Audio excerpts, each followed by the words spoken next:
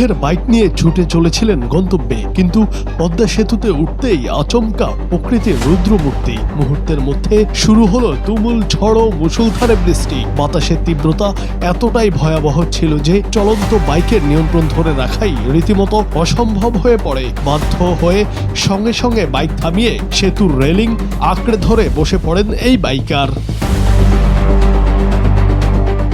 সম্প্রতি এমনই এক শ্বাসরুদ্ধকর ঘটনার ভিডিও ছড়িয়ে পড়েছে সামাজিক মাধ্যমগুলোতে, যা দেখে রীতিমতো শিউরে উঠেছেন নেটিজেনরা। জানা গেছে, প্রকৃতির এই আকস্মিক রোষানলে শিকার হওয়া ওই বাইকারের নাম নাহিদুল। ঘটনার ভিডিও পোস্ট করে তিনি লিখলেন, আল্লাহ বাঁচিয়েছেন। নির্দিষ্ট গন্তব্যে যাওয়ার উদ্দেশ্যে তিনি বাইক নিয়ে পদ্মা সেতুতে উঠেছিলেন, কিন্তু যাত্রা পথেই হঠাৎ বিপাকে পড়লেন তিনি।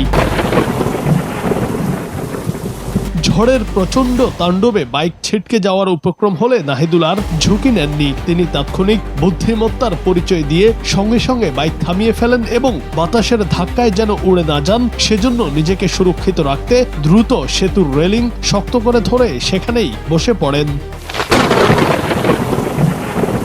সামাজিক মাধ্যমে ছড়িয়ে পড়া এই ভিডিওটি ইতিমধ্যেই ব্যাপক আলোচনার জন্ম দিয়েছে। নেটিজেনরা নাহিদুলের উপস্থিত বুদ্ধির প্রশংসা করেছেন। অনেকেই বলছেন, এমন ভয়াবহ পরিস্থিতিতে মাথা ঠান্ডা রেখে সঠিক সিদ্ধান্ত নেওয়ার কারণেই হয়তো বড় কোনো দুর্ঘটনার হাত থেকে রক্ষা পেয়েছেন তিনি। পাশাপাশি দুর্যোগপূর্ণ আবহাওয়ায় সেতু বা খোলা রাস্তায় যান চালানোর ক্ষেত্রে সবাইকে আরো সতর্ক হওয়ার পরামর্শ দিয়েছেন নেটিজেনরা।